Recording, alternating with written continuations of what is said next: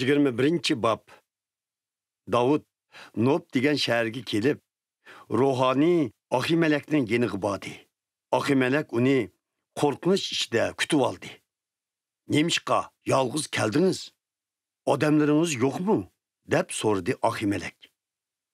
Podsho menga bir ishni buyurib, men sana buyurgan ishni hech kim bilmasin degan edi. Shunga men o'z odamlarimga ularning meni ma'lum joyda saqlab turishini topilab qo'yib keldim. Endi yegudak nemingiz bor? 5 non yoki boshqa nemila narsangiz bo'lsa bering, dedi Davud ruhoniy Ahimelekka. Menda odatdagi non yo'q, faqat muqaddas nonli bor. Siz uningga faqat odamlaringiz yaqindan beri o'zlarini ayol zotidan neri tutgan bo'lsalar, erishalaysiz, deb javob berdi ruhoniy. Albatta, ayollarga yaqinlashmadik, dedi Davud. Biz odatdagi vazifaga atlanganda odamlarim o'zlarini pok tutadi. Bu ketim alohida vazifaga chiqqanligimiz uchun teximmi shundaqdir. Shuningdan keyin ruhoniy boshqa non bo'lmag'achqa Davudga muqaddas nonlardan berdi.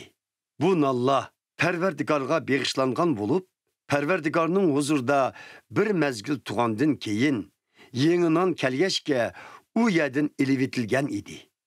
Shu kuni Saulning Idomlik bosh podishisi Doyikmi u yerda bo'lib, u poklanish marikasi uchun kelgan edi. Davud Ahimelekdan: "Sizda qilich, nayzi bormi?" deb so'radi. Podshoning topshiriqi jiddiy bo'lg'achqa, yenimga yo qilich, yo nayzi ilib chiqmagan edim.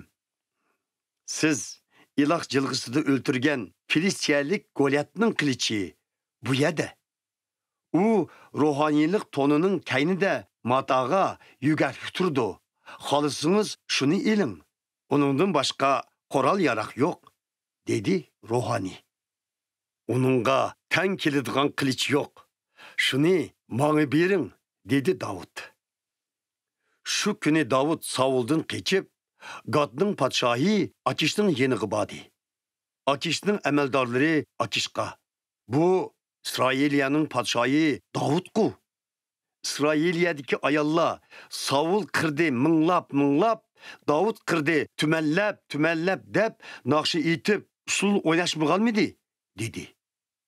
Davud bu so'zlarni diqqat qilib angladi va Gadning podshohi Akishning o'ziga bir nima qilishidan bak qo'rqib ketgachga, ular boyada attay talvilik qilib yurdi. U ularning qo'l ostida bo'lganlikdan sarang bo'lib elib, shahar darvozasiga qalaymaqon yezib-sizib, soqiliga sho'yganlarini iqitib yurdi. Akish amaldorlarga: "Qaranglar, bu odam sarang ekan. Nemi deb uni mening qishimga elib keldinglar? Menga sarang kam bo'lib qopdimi? Uni mening huzurimda sarangni qilib bersin deb elib keldinglarmi? Bu odamni uyimdan yiroq qilinglar", dedi.